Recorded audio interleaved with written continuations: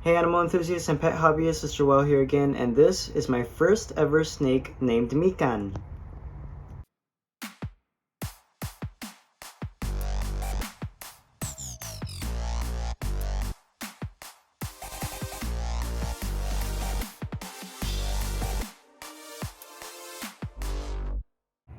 Alright guys, so this is Mikan. He is a blood red striped corn snake, and he really does not like being handled. As you can see, he's trying to escape, but and now he's making a knot out of himself. But yeah, so this is Mikan. So initially I asked my Instagram followers what are some good name suggestions I should give him, and I came across Mikan, which one of my followers gave, and I thought it suited him really well because it's the name of an orange in Japan, and as you can see, he's a pretty bright red orange. So here he is again. He's about a year old. I took one of his sheddings and he reaches a little bit over 24 inches, which is around the size of this tank. So definitely gonna upgrade in the future because they can reach up to 4 feet long, these corn snakes. Right now he's just a baby, but it's usually recommended that they have a tank that's longer or as long as them. That way they can fully stretch out if they ever feel the need to. This corn snake, usually he doesn't really like being out that often. I usually see him in his caves, but it's still important for that. Initially I was in a bit of a rush to get him, so I got him the basic supplies, just 2 hides, one on the cool side, one on the warm end. The warm end, I have it under a heat mat while basking light on top, which I'm planning to get a thermostat to regulate, but I also got thermometers. For the substrate, I did a mix of ZoomEd's Forrest floor, which is a mix of cypress mulch, and then I also put some reptivark and a little bit of eco earth, and I tried to keep it a little bit high, around 2 to 3 inches, that way he can burrow if he wants.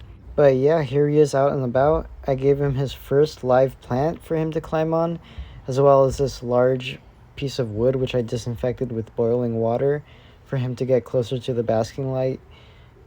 I put a little bit of excavator clay around the cave and the water bowl just to make it look a little bit more naturalistic and hold the rocks in place, as well as in the base of the giant wood to keep it steady. And here is Mikan from the front facing view. As you can see, he's peeping his cute little adorable face.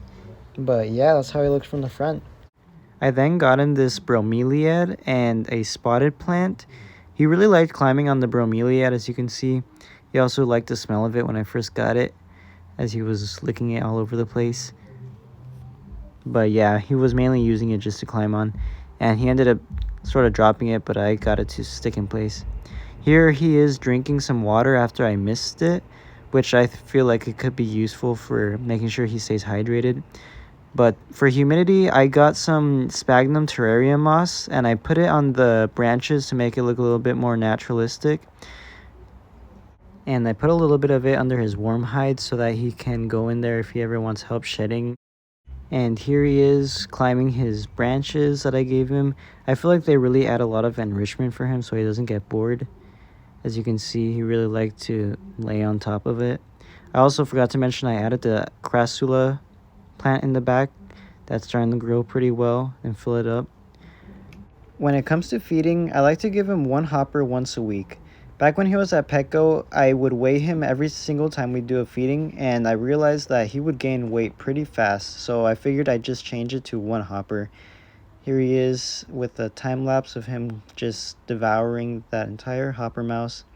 This will probably sustain him for 2 weeks, but I just like to give him once a week. This is because he really likes to eat. Every single time I weigh food in front of him, he never hesitates to try to grab it.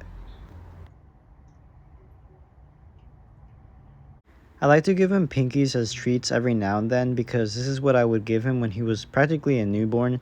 So he really likes these, and I like to lure him out of his cave with them by making him hunt and getting a little bit of exercise in. This is because I don't feed live, and I feel as though if I were to get him in that situation where he'd have to feed live, he could end up getting injured because he's not the best at attacking prey, and he'd most likely get scratched or even bit, which would be worse for him. Ashley only caught him drinking once, and I just so happened to be recording it because I saw him moving towards the water bowl, and then he just started drinking. So here's the video, which I thought was pretty cool. You usually want to replace the water bowl every day, and I do this by siphoning out all the dirty water and then adding clean water. When it comes to temperature, I like to keep the basking area around 90 degrees. Normally you use a temperature gun to make sure everything's accurate, but I just like to use a thermometer at all times inside the tank. When it comes to humidity, I feel like there's a mix of those who say it should be in the higher end, like 60 to 75%, or those on the lower, like 30 to 40%. This is because oftentimes corn snakes can be found in multiple biomes.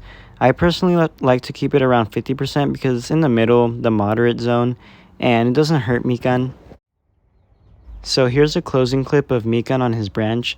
I really like the way he looks on here because he reminds me of sort of like a green tree python, how they curl up on branches. But yeah guys, so this is my first time ever owning a snake. If you like this video, please make sure to like and subscribe. And if you have any other suggestions for me when it comes to keeping snakes, please let me know in the comments. Thank you for watching, and I'll see you in the next video. Bye bye.